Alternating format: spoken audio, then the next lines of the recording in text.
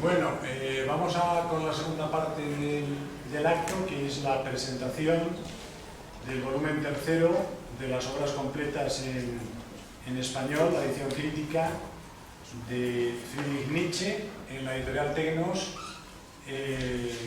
por el equipo dirigido por el profesor Diego Sánchez Meca, que nos ha regalado, nos ha hecho el don de los otros dos tomos anteriores, que tiene pendiente el cuarto y último, y que, como ha dicho Óscar, también se encargó de la edición de los fragmentos póstumos en la misma casa editorial. Entonces, bueno, vamos a hacer unas intervenciones, una mesa redonda.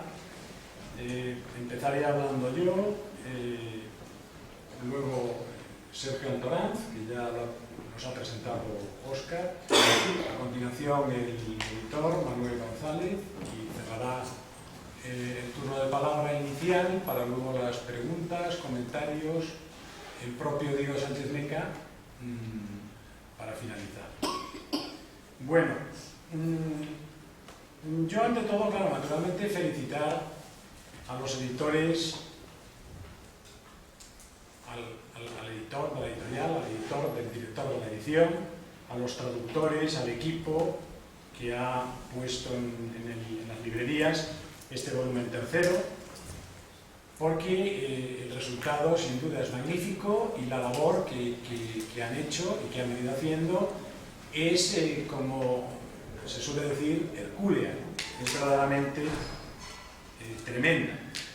En segundo lugar, agradecerles que me brinden la oportunidad en este acto que me dan de sumarme, de suscribir con total Redlichkeit la hipótesis que Diego Sánchez Meca defiende de manera tan convincente, tan fundamentada en la introducción general a este volumen 3, es decir, que entre los años 1876 y 1882 Nietzsche termina de poner a punto, lo pone a trabajar, su método genealógico, con esos dos momentos que el profesor Sánchez Meca distingue, el interpretativo y el axiológico, y haciéndolo, por si fuera poco, en el marco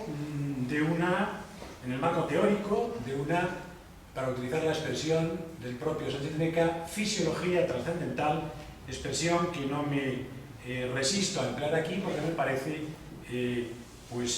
tremendamente oportuna. Este trabajo genealógico, que nos despide definitivamente de la metafísica y así también, así como de la moral entendida de modo metafísico, lo podemos entender, y sin duda se puede entender él a sí mismo, el Nietzsche a sí mismo, como una generalizada crítica de la cultura, una crítica que juzgaría y daría su dictamen acerca del valor de los valores. Es decir, como continúo siguiendo la introducción del profesor Sánchez Meca, el valor para la vida y su crecimiento de esas diferentes y sucesivas interpretaciones o máscaras que serían las culturas. Si resulta tan convincente la hipótesis de que lo que Nietzsche hace durante estos años, que son absolutamente decisivos para el conjunto de su obra, no es sino desarrollar y profundizar coherentemente aquello que, si seguimos el recuerdo de lo que le había pasado también de joven a Schopenhauer, podríamos denominar su intuición capital, en su caso a propósito de la tragedia antigua.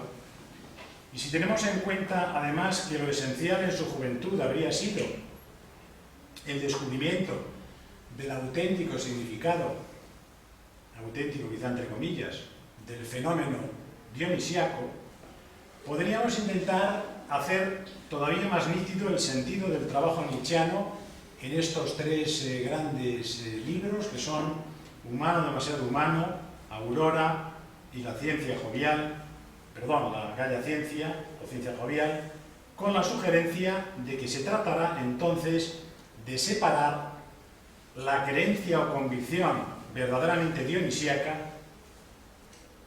la fe dionisíaca, de su cáscara o mistificación romántica o metafísica, schopenhaueriano o wagneriana, en cuyo lenguaje se había empezado a plasmar, casi podríamos decir, por la necesidad que trae el azar, para pasar a purificarla, esta creencia medular, la creencia dionisíaca, progresivamente a través de los aforismos de todas estas obras y definitivamente ya al final de la Gaia Ciencia, especialmente en el libro cuarto, me parece a mí, pero sobre todo, claro, aunque es de bastante posterior, en el libro quinto.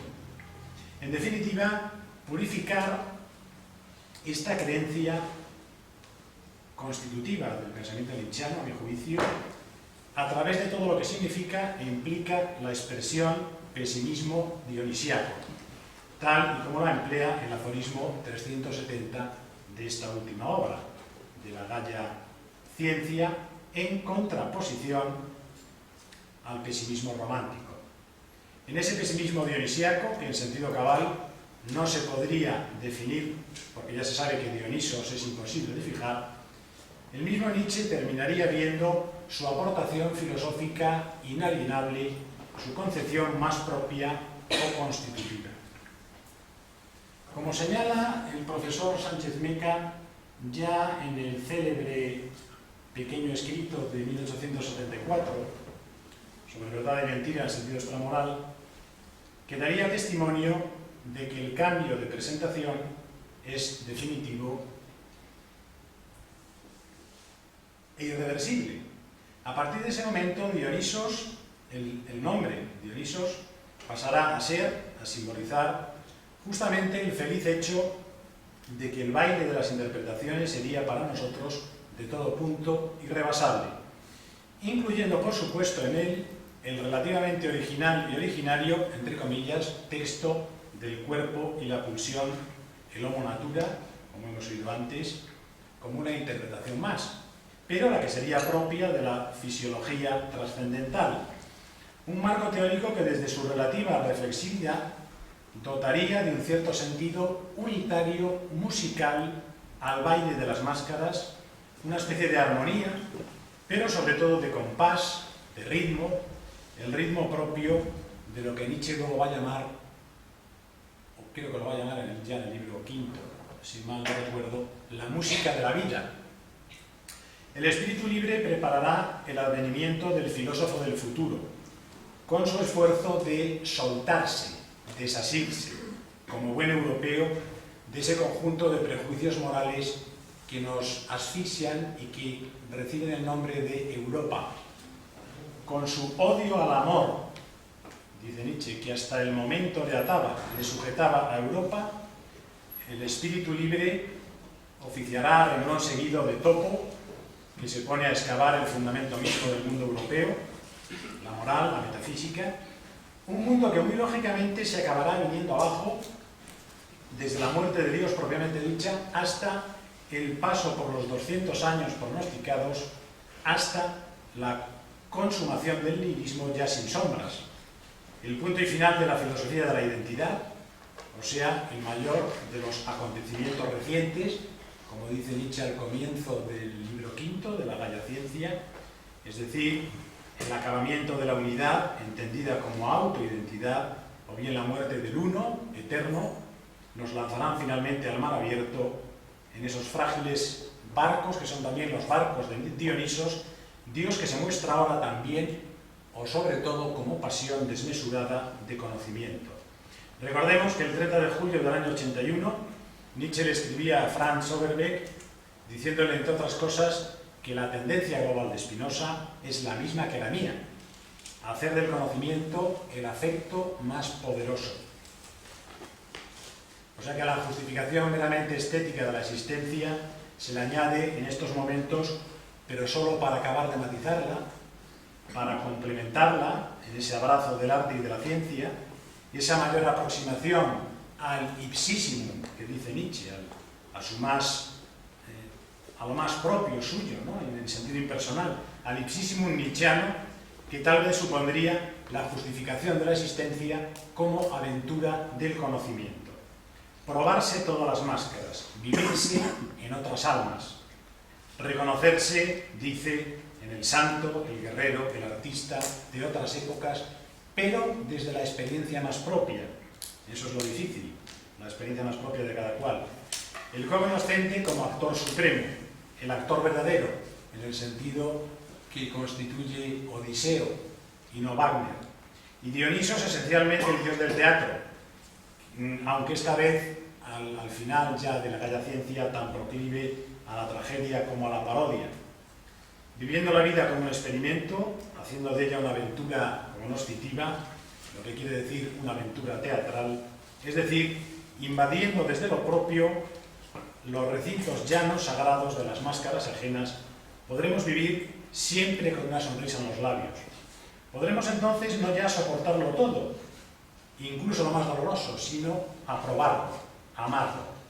Nos transfiguraremos, como dice Nietzsche, en los que dicen sí, Ese aforismo de la cuarta parte de la Gaia Ciencia que se llama in media vita,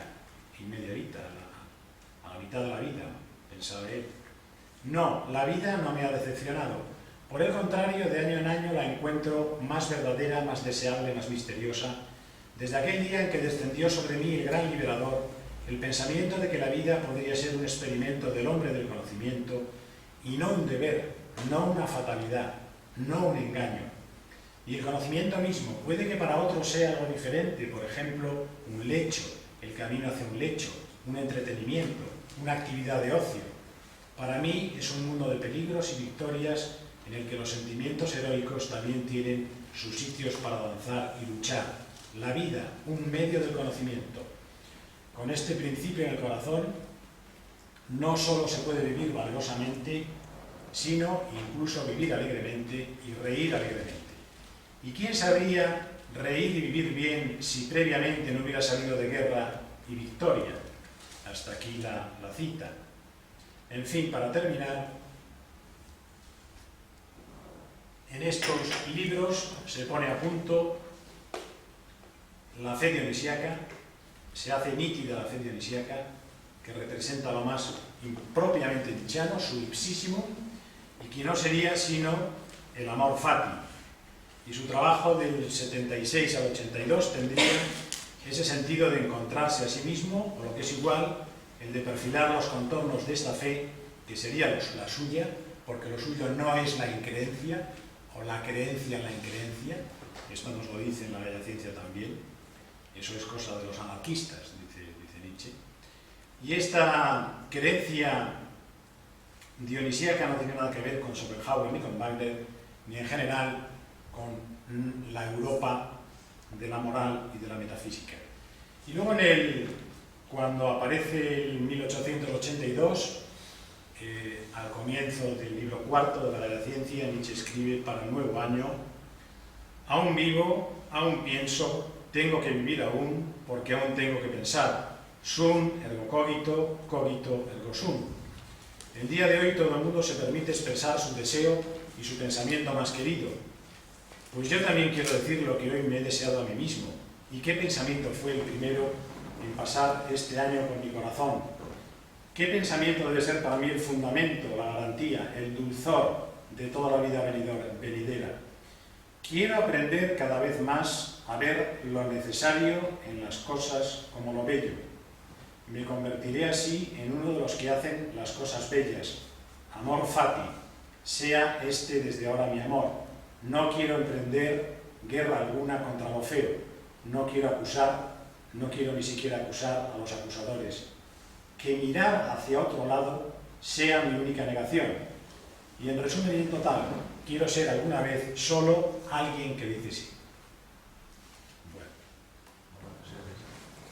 Bueno, muchas gracias.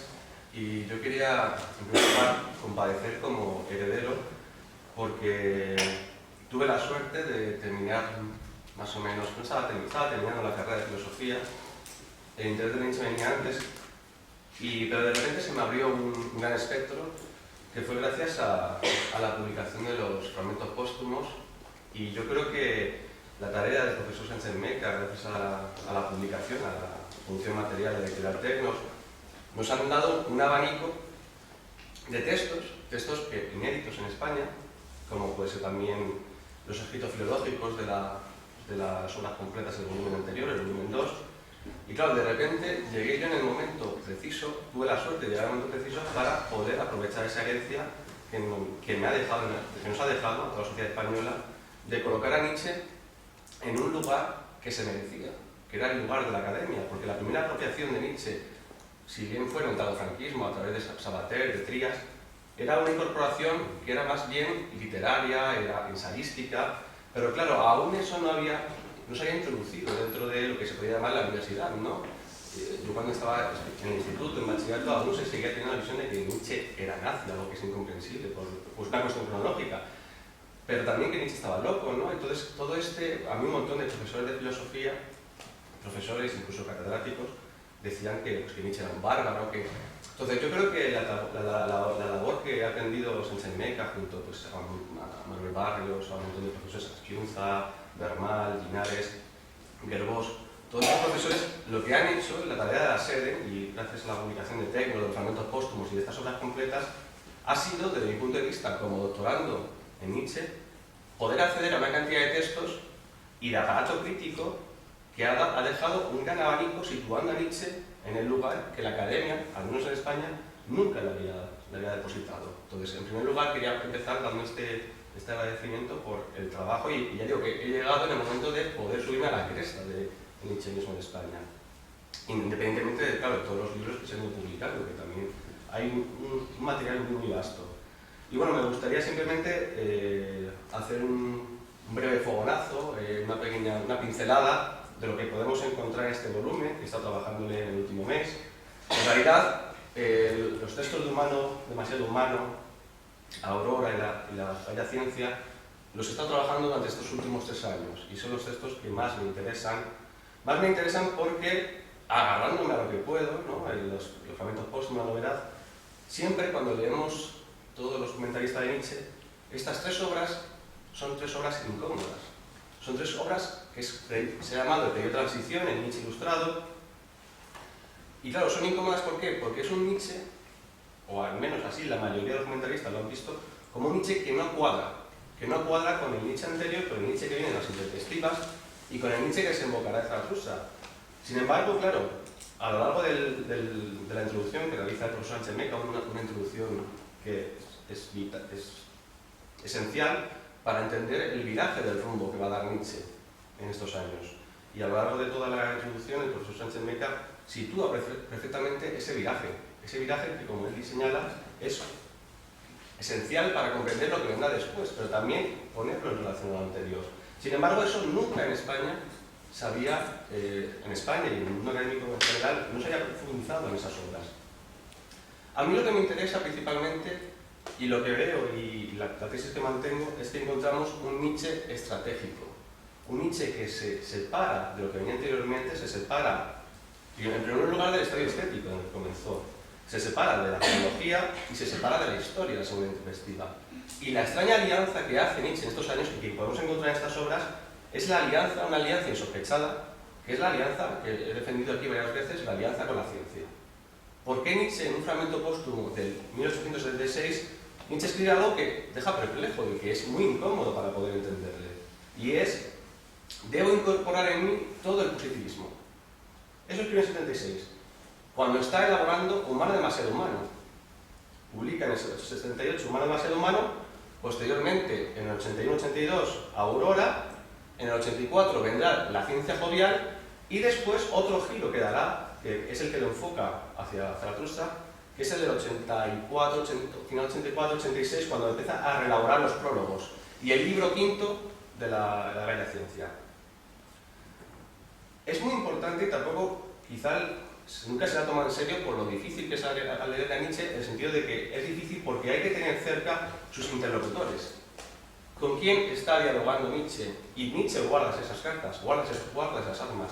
Pues en este periodo, una de las lecturas más importantes son todos los darwinistas sociales. Darwin principalmente y Spencer. Otra de las lecturas con las que abre Humano demasiado humano son las lecturas de Lutero, las lecturas que vendrán después de Pascal, con el que elaborará Aurora, la lectura de Rousseau, que harán muchísimas referencias en ellas en Humano demasiado humano y en Aurora. Y luego, por último, como ha mencionado el profesor Rodríguez, la mención principal de Spinoza y también en una de las citas, la del Sanctus Januarius, la de la apertura al Año Nuevo, es completamente emersoniana. Está claramente Emerson en esa cita. Pero Emerson, el espíritu del amor fati, esa alianza entre Emerson y Spinoza, con el que solamente la parte cuarta en Schechter llega a reconocer a Spinoza como interlocutor, a Emerson lo anticipa en la portada, la cita que todos los días son para el sabio, todos los días son alegres para el santo, para el poeta. Claro, vemos aquí un arco que va desde el proyecto del espíritu libre, que el espíritu libre comienza la etapa del filósofo errante, cuando Nietzsche comienza a entender la filosofía como en movimiento, abandona la etapa de Basilea y comienza a escribir estos Humano demasiado humano, cuya figura principal y que incorporará a modo de dedicatoria en la primera introducción de la publicación y que luego quitará cuando llega la segunda parte, El caminante y su sombra, es Voltaire. Es Voltaire. En esa lucha, y ahí se puede entender, en ese giro se puede entender por qué Nietzsche se alía con la ciencia. Claro, Voltaire, si recuerdan por un momento la obra de Cándido, de Voltaire, Cándido está ridiculizando todo el idealismo de corte levisiano, de Leibniz. Claro, esa figura del Cándido, como que vivimos en el mejor de los mundos posibles y vamos hacia una evolución idealista, teleológica, hacia la culminación de los tiempos, la tarea que Nietzsche emprende en este recorrido, en estos 3 libros, es la de invertir la teleología. ¿Y cómo la va a invertir? El arma principal, el uso estratégico, va a ser la ciencia. ¿Por qué? Como confesará en Aurora, y como confesará en los fragmentos póstumos de estos años, y como confiesa posteriormente la Gaia Ciencia, Nietzsche, en ese sentido, está en la parte, justamente, así recuerdo exactamente, dice, incorporar todo el positivismo, la ciencia positiva. ¿Por qué? Porque solamente con la ciencia positiva podemos invertir esa ingenuidad de Cándido, esa ingenuidad y convertirnos en espíritus libres. ¿Por qué? Porque invertimos la filosofía como una historia natural de la moral. Y dirá en Aurora, precisamente, hablar solamente de moral a aquellos que estén familiarizados con los modos de vida de los animales. Y eso lo dirá muy bien el profesor Sánchez Meca en la introducción, lo dirá como la articulación interna de la physis, entendida como vida que se traduce en los estados corporales creativos. Es decir, solamente podemos entender los fenómenos culturales no con su proyección hacia el reino de los fines, sino hacia el origen, y ese origen es fisiológico, es de naturaleza animal. Entonces, comprender todo eso, y en Aurora queda muy claro por las referencias que hace a la mímica, lo pone incluso en inglés, haciendo la referencia a Spencer, ¿no? De cómo en el reino animal se ejecutan acciones de mímesis para conseguir el objeto de la codicia, lo que se llamaría el bien. O sea, ¿cómo podemos traducir esto en el reino biológico? Se es bueno simplemente para hacerse con el botín. Y culturalmente entendemos, no se ha entendido culturalmente la bondad como un fenómeno que es estrictamente animal, que es el de hacerse con el botín. Por esto decía que es muy interesante abordar este volumen, que es un volumen incómodo, pero es un volumen que encontramos muchísimas cosas que a la vez que conectan con lo anterior nos van a anticipar todo lo que vendrá después. El propio Nietzsche, en una carta en el 82 a Peter Gass, escribe que ha escrito el comentario a su Zaratustra antes de escribir la obra, haciendo referencia a Aurora y la ciencia jovial.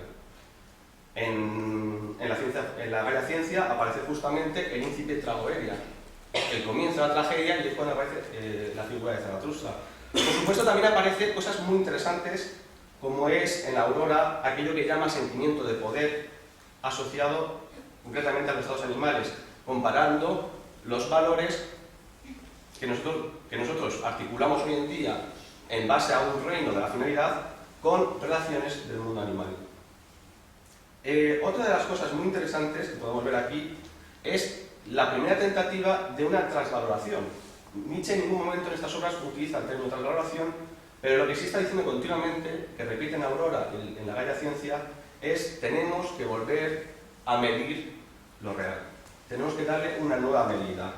Entonces, entendemos ahora esta nueva medida, el arco que va del espíritu libre, entendido como Voltaire, como aquel, como comienza en el prólogo, que tiene que desasirse de todos los valores, comenzar a entender la filosofía como un ejercicio del caminante, es decir, de aquel ejercicio de moverse y estar dialogando con ¿qué?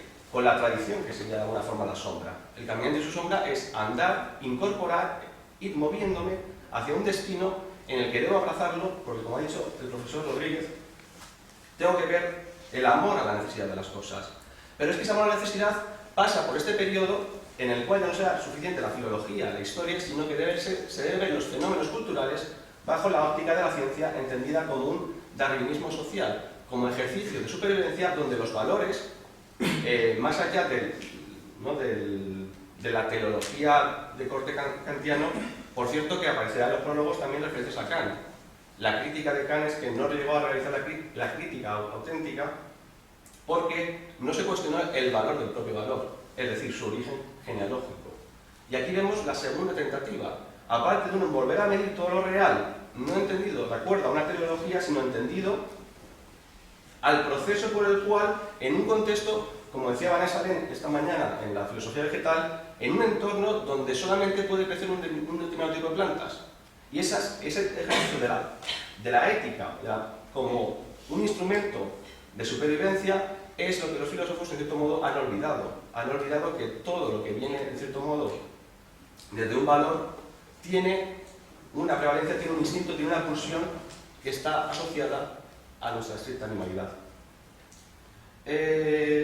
Por otro lado, claro, este tentativo de la genealogía, de volver atrás, simboliza la parábola de la distancia que menciona continuamente en Aurora y la Bella Ciencia. La parábola de decir, de alcanzar la máxima de pindado, de llegar a ser el que eres.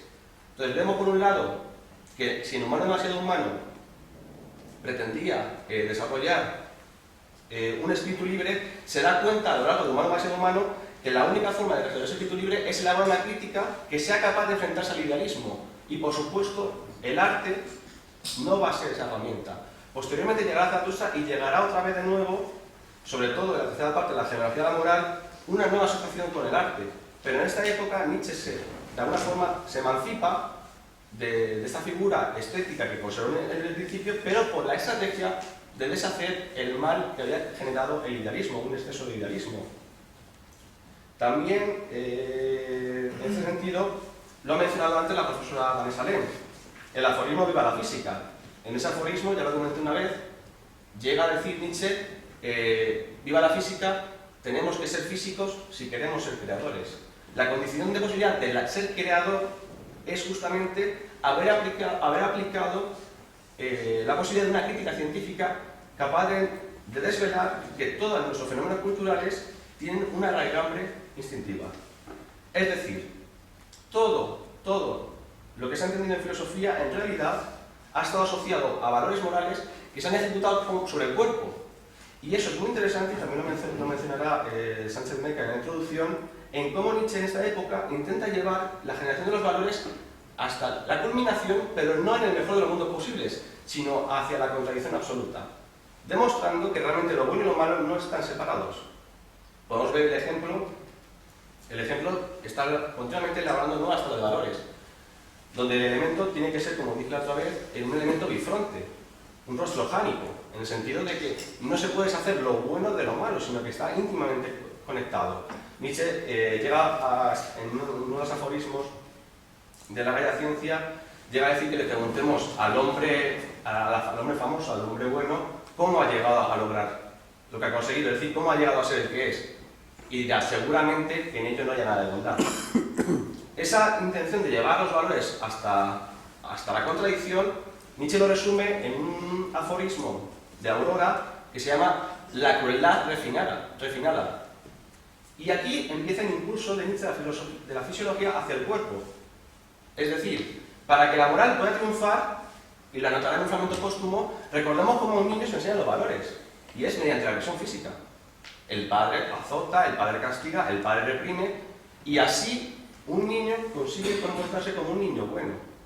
Pues bien, estos han sido los aparatos que ha utilizado la religión judeocristiana para lograr el hombre virtuoso. Y es en este llevar a los límites, observamos que precisamente para conseguir el hombre virtuoso no se le ha enseñado bajo el modelo de virtud, lo que se le ha enseñado ha sido mediante el castigo, la culpa, la conciencia, la mala conciencia, el resentimiento. Todos estos elementos aparecen y que tendrán muchísima importancia en la genealogía moral, aparecen en estas tres primeras obras. Otro de los interlocutores también muy interesantes, bueno, Pascal, como he dicho, ¿no? Aurora tiene sobre el origen de los prejuicios morales, es precisamente un ataque, es un libro paralelo a los pensamientos de Pascal. Está continuamente dialogando con Pascal y lo que está haciendo, justamente está invirtiendo a Pascal en el sentido de que Pascal está planteándose los valores morales desde el aparato ya establecido y lo que está haciendo Nietzsche es desvestirlo, ponerlo al lugar más grotesco. ¿Cuál es ese lugar grotesco? El animal que habita en nosotros. Por eso entiendo esta época como una época esencial, no solamente para entender el nacimiento de Zaratustra, la genealogía, la voluntad de poder, por supuesto el eterno retorno, que aparecerá en el famoso aforismo de la Bella Ciencia, sino que nos da una idea muy importante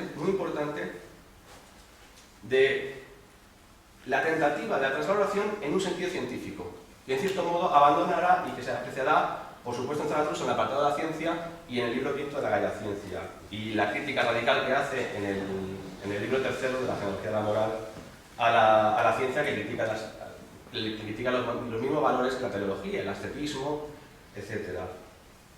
Perdónenme que ha sido una pincelada así, un fogonazo muy rapsódico, pero claro, no quiero tampoco molestar y aquí hablen realmente los que deben de hablar, ¿no? Era simplemente dar una pincelada sobre lo importante que para mí ha supuesto estas tres obras, que están magníficamente articuladas en un abasto crítico, magníficamente traducidas y que han sido olvidadas y que considero que son esenciales para entender algo que creo que es más que una etapa de transición.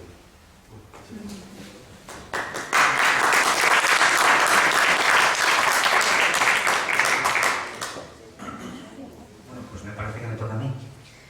Como ustedes acaban de leer en ese cartel, yo soy Manuel González, soy el editor. Voy a decir que soy uno de los responsables, pero no, yo tal vez sea el culpable. Los responsables son los que han llevado a cabo la edición, dirigidos por Diego Sánchez Meca, por la Sociedad de Estudios Nietzscheanos. Pero normalmente cuando un editor tiene que hablar de los libros que publica, siempre suele tirar de anecdotario y suele hacer algunas consideraciones acerca del porqué de la edición y las características del libro y el resultado final también, en la medida que es un producto comercial y tiene que tener una cierta aceptación por parte de la comunidad a la que va dirigida. Yo no sabía de Nietzsche prácticamente nada, salvo, como decía Sergio hace un momento, que andaba etiquetado de nazi cuando yo leí el Zaratustra, tenía 17 años. Y se me advirtió de que cómo iba a leer a un nazi, pues evidentemente me atreví porque entre otras cosas, una de las características para ser editor es que hay que ser muy osado.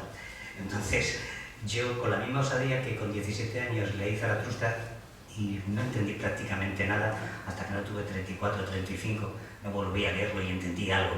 Y bueno, no solamente entendí, sino que además, como decía el profesor Rodríguez, me entusiasmó esa musicalidad, ese sentido del dinamismo, ese entusiasmo por la vida de alguien profundamente desgraciado, que es una de las paradojas del caso Nietzsche. Un hombre con una visión intelectual profundísima y con una vida personal tan desgraciada. Pero bueno, todos estamos llenos de contradicciones. Y esto me sirve para enlazar el proceso por el cual hace ya 11 años pues Diego Sánchez Meca me propuso que publicáramos el primero de los fragmentos póstumos. Curiosamente empezábamos por el final, el tomo 4. Entonces, El mundo al revés, complejísimo además, y muy voluminoso, pues en torno a las 1000 páginas, como todos los demás, nos han salido gordos, pero bueno, tienen agilidad, se mueven con agilidad.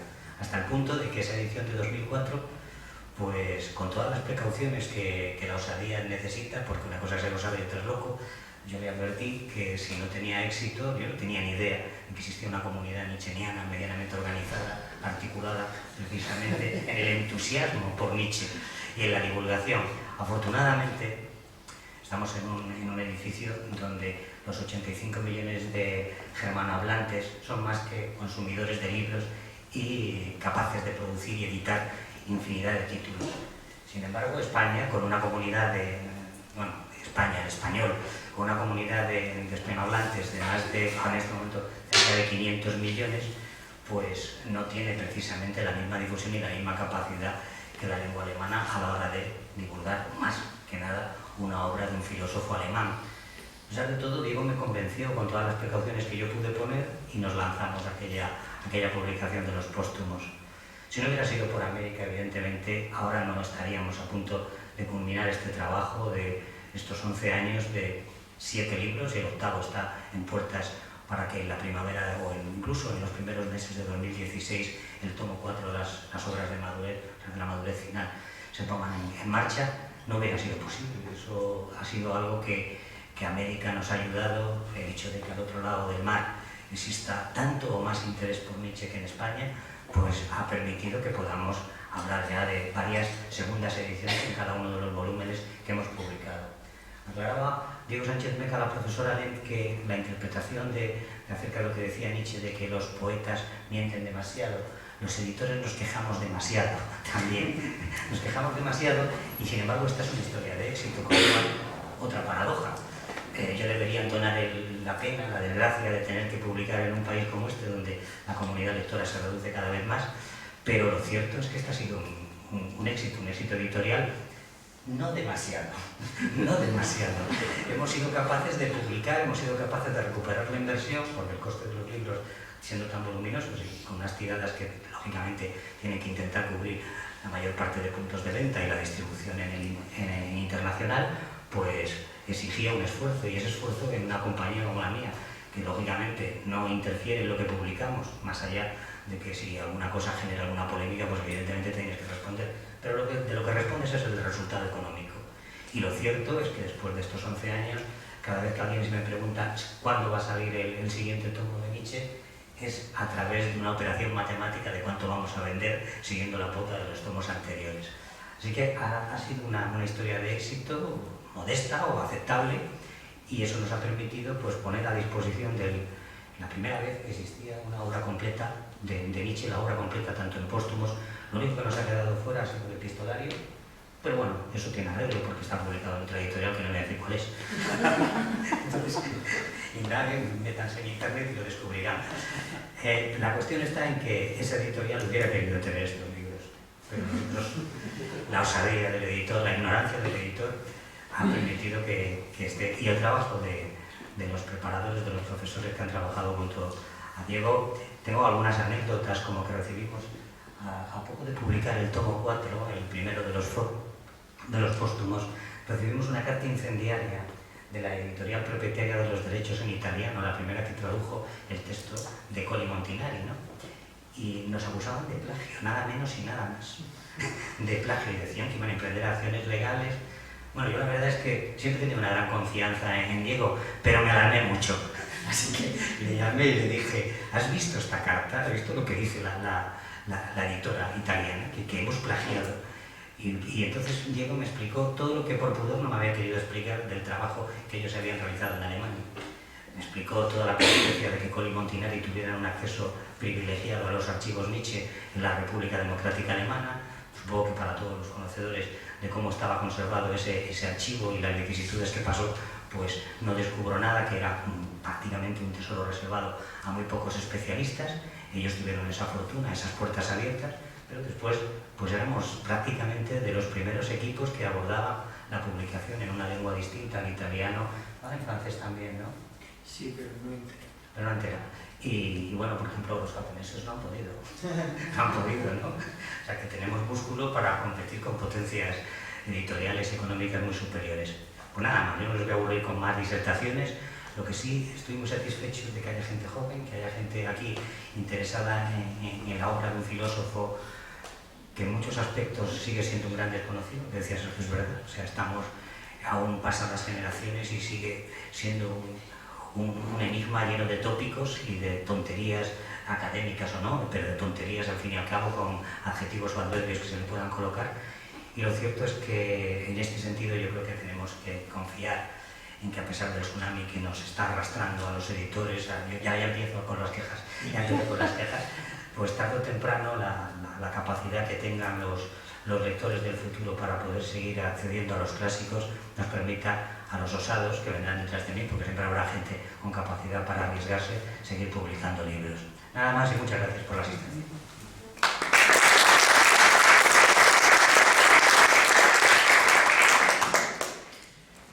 Bien, pues por referirme a Manolo, puesto que acaba de hablar, yo creo que, aunque él no lo quiera reconocer por modestia, ha sido una persona fundamental a la hora de hacer posible esta edición.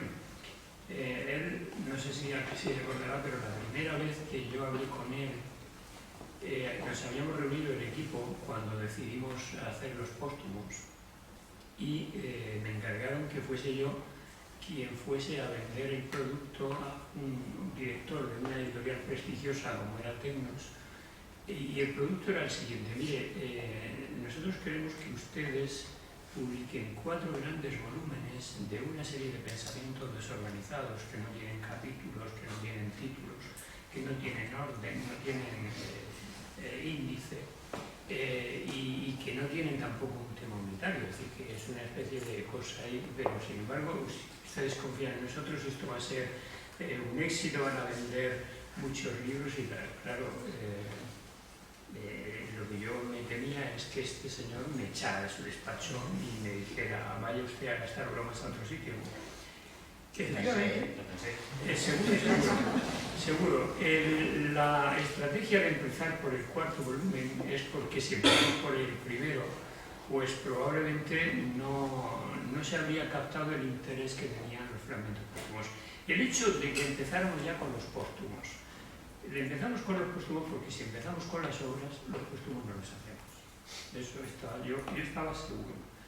Los póstumos fueron como un crisol en los que el equipo se fortaleció y se resignó a una tarea muy dura que luego, sin embargo, en las obras ya no ha resultado tanto. Los póstumos, de luego, fue unos años de una gran dureza de trabajo.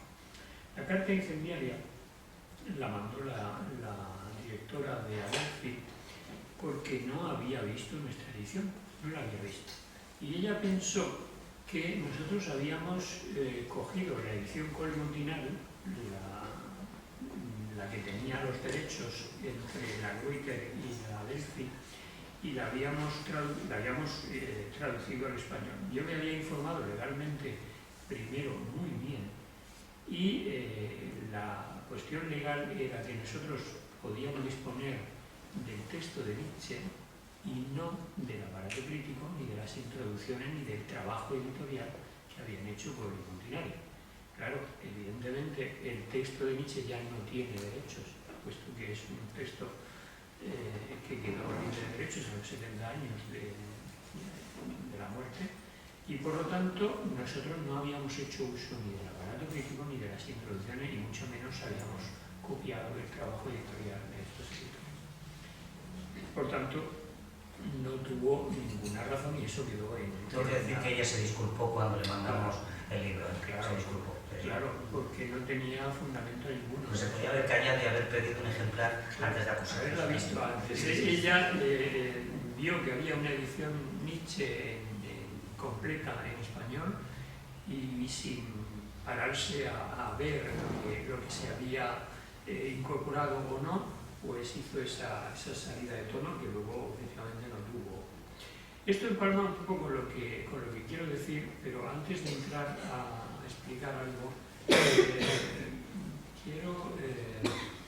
quiero dar las gracias muy especialmente al seminario Nietzsche Complutense en la persona de su director Mariano Rodríguez, al que hemos por fin incorporado a nuestro equipo de investigación. Tengo que decir que ahora que se nos ha renovado por enésima vez el proyecto ministerial que teníamos, pues Mariano ha entrado a formar parte del grupo, y eso para mí significa que el seminario Nietzsche Complutense tiene un vínculo especial ya con nuestra sociedad y con nuestra tarea, que desde luego yo quería que eso se materializara y quiero que se siga materializando de una manera más real.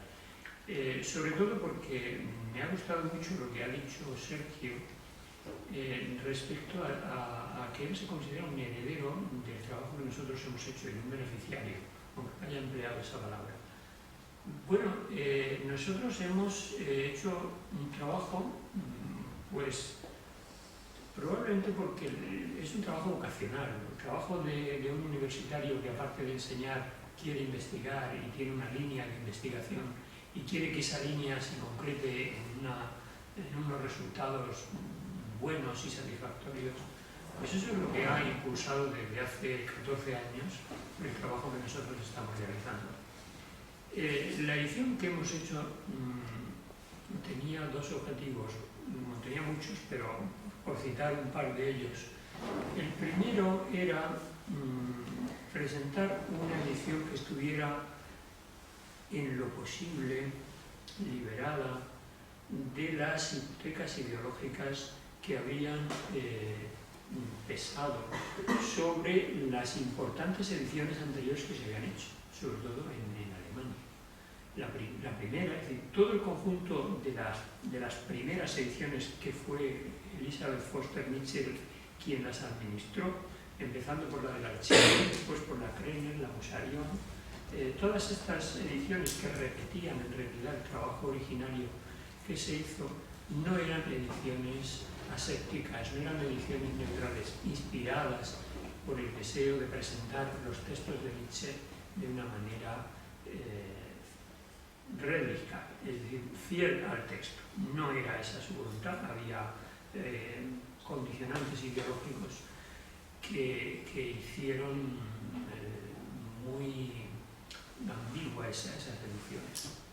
Era necesario, por tanto, arreglar eso y primero Selecta, en la medida de sus cortas posibilidades, intentó, más que arreglar el problema, denunciar las manipulaciones de la hermana, sobre todo a propósito del libro de la voluntad del poder. El último de los volúmenes de la edición de Selecta es un desmentido de aforismo por aforismo del collage que la hermana había hecho.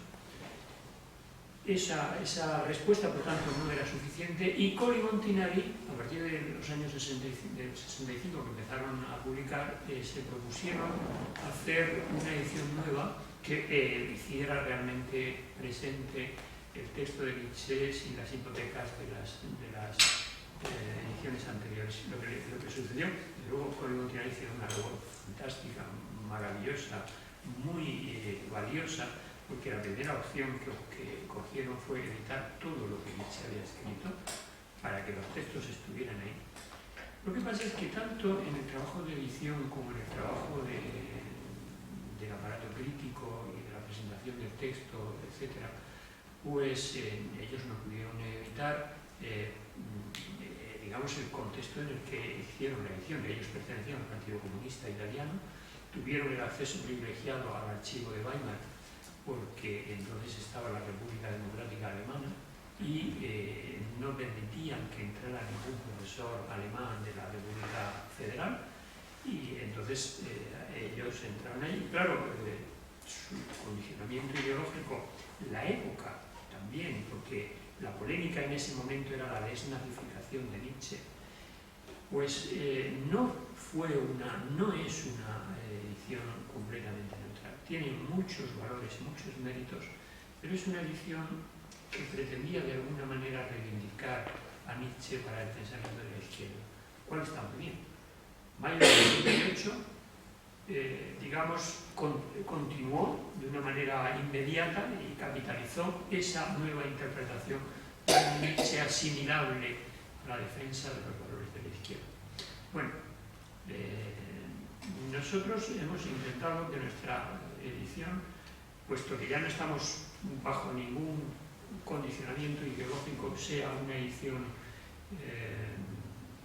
académica, como ha dicho Sergio, presentada a la universidad, que reivindica a un Nietzsche que hasta no hace mucho era sobre todo manipulado, era sobre todo utilizado, y utilizado por gente que generalmente no lo comprendía, sin embargo, pues es muy utilizable desde el punto de vista de la estética, desde el punto de vista. No es que considere que el uso de la estética, el uso estético de Nietzsche no sea valioso, pero bueno, supongo que se entiende lo que digo, ¿no? No filosóficamente bien fundamentado. El uso político, por supuesto, y otros usos dentro de determinadas esferas de la cultura que representaban un uso de Nietzsche sin haber previamente discernido lo que Nietzsche dice. Era necesario, por tanto, que los textos estuvieran ahí y que estuvieran de una manera acreditadamente fiel, para que cuando se discutiera si Nietzsche dice esto o Nietzsche dice lo otro, se pudiera recurrir a un texto en cualquiera de los debates que se hicieran. Por tanto, esa fue la primera motivación. Y la segunda motivación no la voy a explicar mucho, porque ya la he explicado otras veces en público, que es la de romper la interpretación que las ediciones de Nietzsche, casi todas, han mantenido, de señalar 3 periodos que, profundizando en lo que significaba esa división en 3 periodos, lo que representaba era la ubicación de Nietzsche en la herencia del romanticismo. El primer periodo, bajo Schopenhauer y Wagner, el surgimiento del pensamiento de Nietzsche, en la época de juventud, el nacimiento de la tragedia. Luego, un periodo que realmente es una cosa que no tiene mucha importancia, el periodo intermedio, es decir, el periodo ilustrado, para terminar luego en el gran periodo valioso de Nietzsche que conecta con el primero, que es el que empieza con Zaratustra, y luego ya termina con ese proyecto que no se terminó de hacer, que era la voluntad de poder. Claro, esto realmente era tal como se planteaba una anulación del verdadero carácter de la obra de Nietzsche. Porque claro, si hay un libro que es poco nietzscheano, es El nacimiento de la tragedia. El nacimiento de la tragedia está demasiado hipotecado por Wagner y por Schopenhauer, no en sus intuiciones fundamentales. Por eso hay que hacer ahí un trabajo quirúrgico enorme para extraer cuáles son las verdaderas inspiraciones de Nietzsche en El nacimiento de la tragedia, que son sus grandes intuiciones, pero cómo él mismo las engarulla, las formula mal, las mezcla con los conceptos metafísicos de Schopenhauer y con la presión ideológica romántica de Wagner. Por tanto, ese libro, que no es auténticamente Nietzsche, un Zaratustra, que es probablemente un libro excepcional, ese sí es nietzscheano, pero es un libro no en la línea común de los otros, y desde luego el tercero, que no es en absoluto nietzscheano, que es de la hermana, es la voluntad de poder. Claro, eso era una falsificación,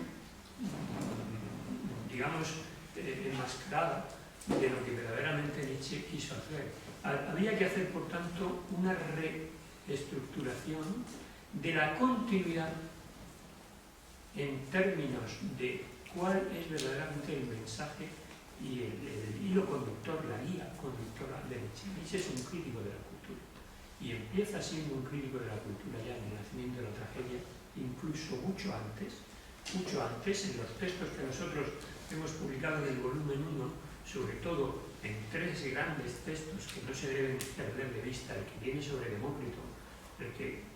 Sobre el Demócrito podríamos estar aquí hablando mucho, porque a mí es un texto que me ha interesado muchísimo y es fundamentalmente significativo para saber las opciones filosóficas de Nietzsche a partir de ese texto. Eso es muy importante. El texto que tiene sobre Kant y la teleología, y la crítica que tiene a Schopenhauer.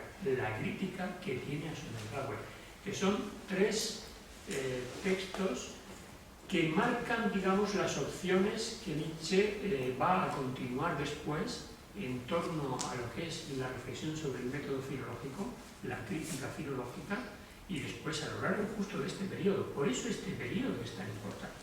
Este periodo es muy importante porque aquí es donde Nietzsche estructura su primer concepto de filosofía crítica.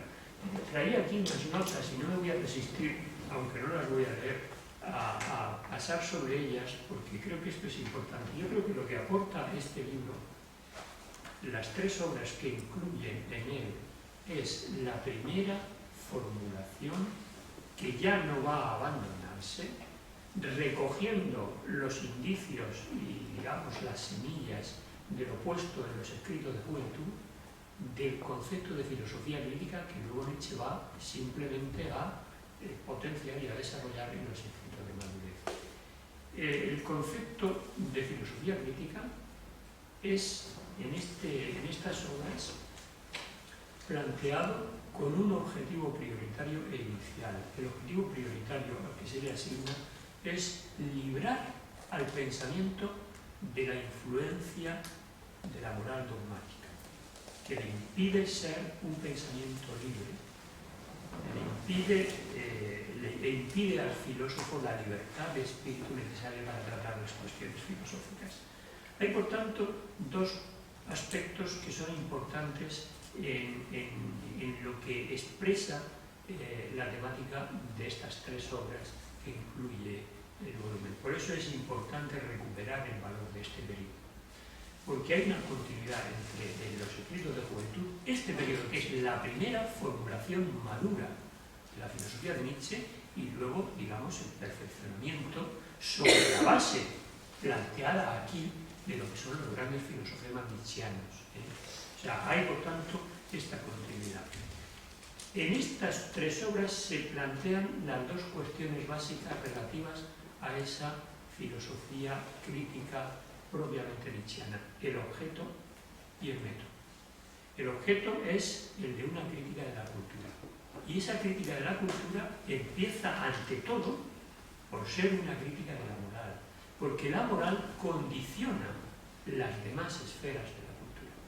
Por eso el primer elemento, el primer objeto de esa filosofía crítica es el desenmascaramiento de la moral, tal como ha sido estructurada y fundamentada básicamente por los filósofos modernos, por filósofos morales, no para abolir la moral. Es decir, aquí esto hay que empezar a aclararlo. El objetivo de hacer un desenmascaramiento de los condicionamientos, iba a decir falsificadores, pero bueno, digámoslo provisionalmente, condicionamientos falsificadores con los que la moral interviene en las demás esferas de la cultura, no para abolir la moral, no para pensar que es posible una cultura sin el condicionamiento moral, no, sino para poner ese condicionamiento y esa moral en el lugar que verdaderamente todavía no tiene. Es decir, hay que destronar la moral pretendidamente universal y absoluta y única y dogmática por lo que es una moral como parte de la cultura y la función que le corresponde hacer dentro de ella. No hay una moral única, no hay una moral universal basada en una dimensión trascendente, suprasensible del ser humano, sino que la moral es una parte de la cultura. Y por tanto hay tantas morales como culturas y tantas morales como fases de la evolución de la moral de cada cultura. Es decir, la moral evoluciona en cada cultura. Claro, asimilar esto es verdaderamente muy problemático. Ese es un gran problema, y ese es el gran problema tremendo con el que Nietzsche se debate en estas tres obras. Primera cosa, por tanto, que hay que deconstruir, y esa es la prueba de fuego del filósofo como espíritu libre.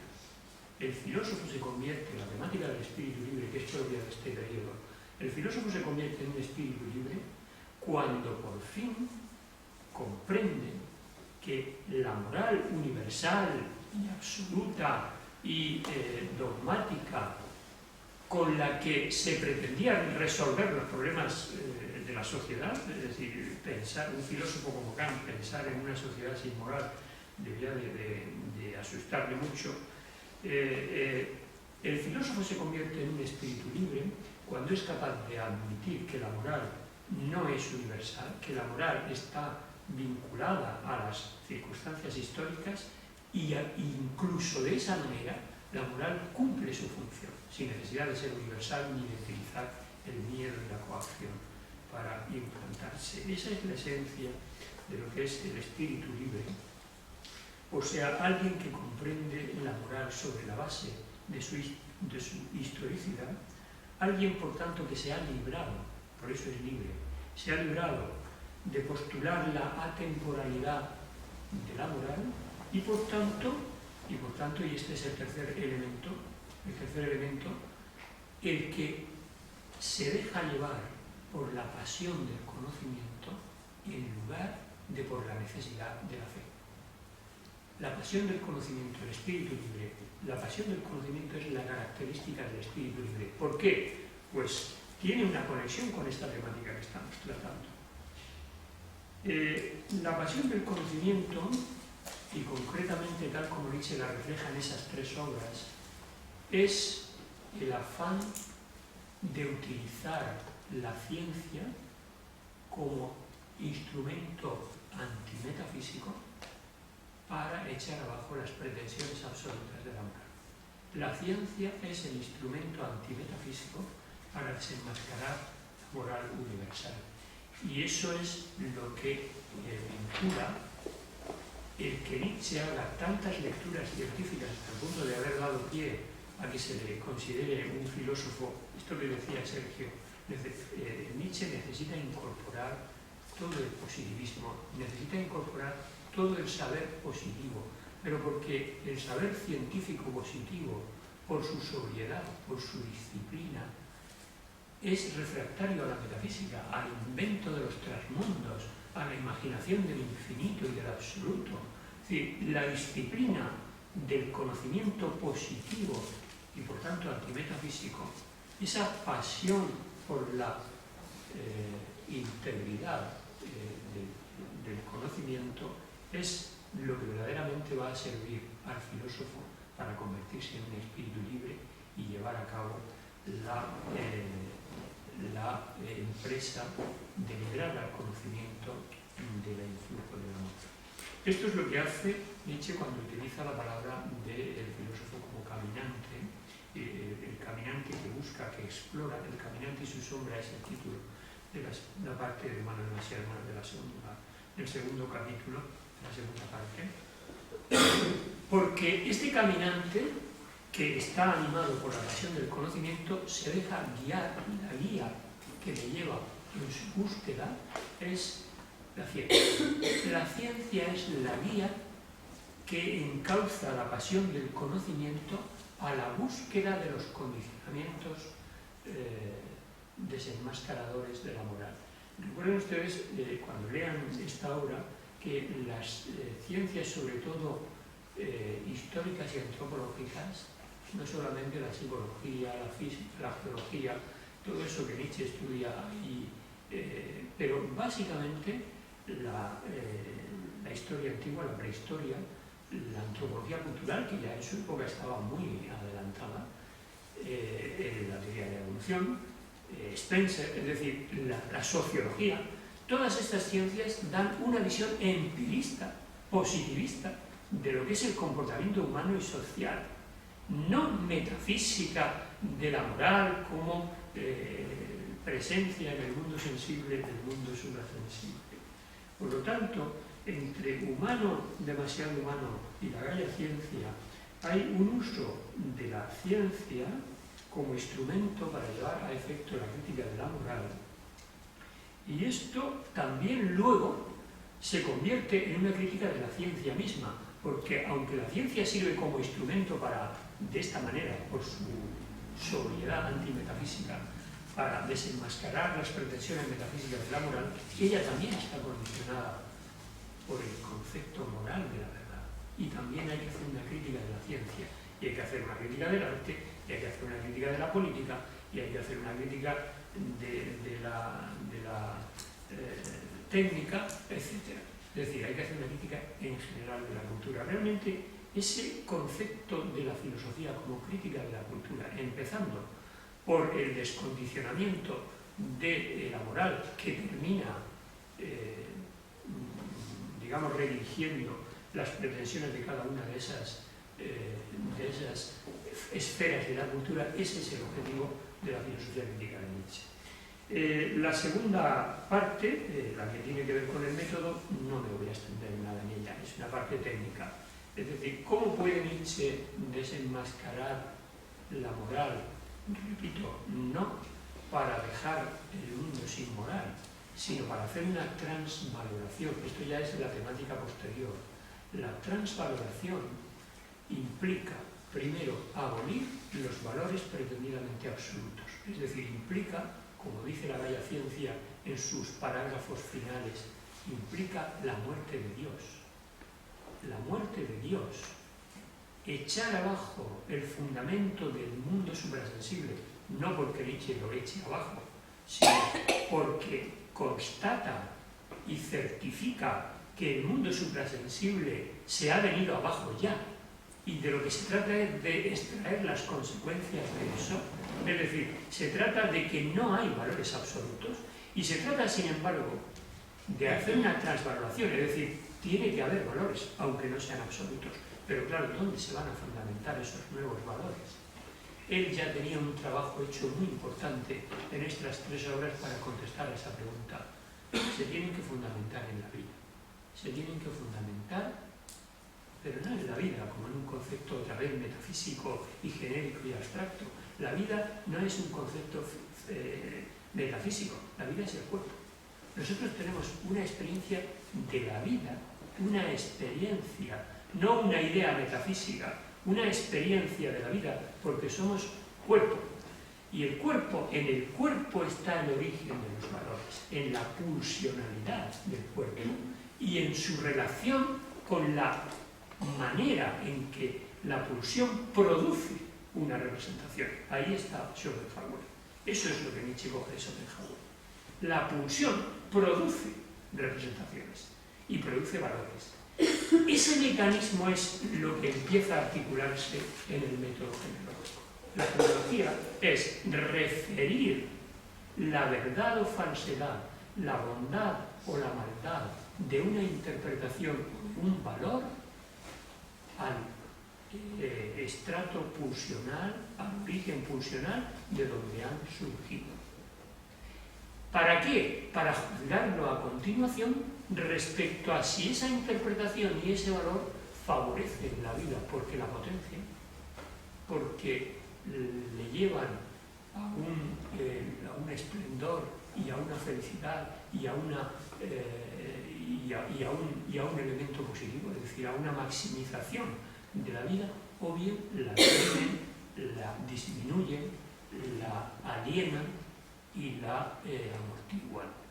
Ese es el fundamento, por tanto, de los nuevos valores. Y esto lleva a toda una reconfiguración de lo que es el conocimiento, de lo que es la moral, de lo que es la ciencia, de lo que es el arte, es decir. Y eso se hace en estos libros. No se me diga, por tanto, que es un periodo intermedio, que no tiene sustancia ni tiene interés. Aquí es donde está verdaderamente la puesta a punto, la cosecha de todo lo que se ha sembrado con intuiciones un tanto desorientadas, porque Nietzsche era muy joven y estaba bajo la fuerte bota de 2 grandes alemanes, muy interesantes, por cierto, pero muy potentes también, que eran Schopenhauer y Wagner. Cuando se consiguió librar de esa coacción y decir lo que quería decir, lo dice aquí. Y luego, lo que él verdaderamente construye a partir de esta base, lo dice en las obras que nosotros publicaremos en el volumen 4, si Manolo todavía nos da crédito. Que yo creo que sí, porque yo creo que... Bueno, no me extiendo más porque es muy tarde y nos hemos pasado ya mucho de... Sí, yo quería decir una cosa. Si alguien tenía algo que comentar o que preguntar, igual no nos deja tiempo, pero sí, el público tiene que recuperarse de las 2 sesiones, sobre todo pienso en el público, y el Goethe Instituto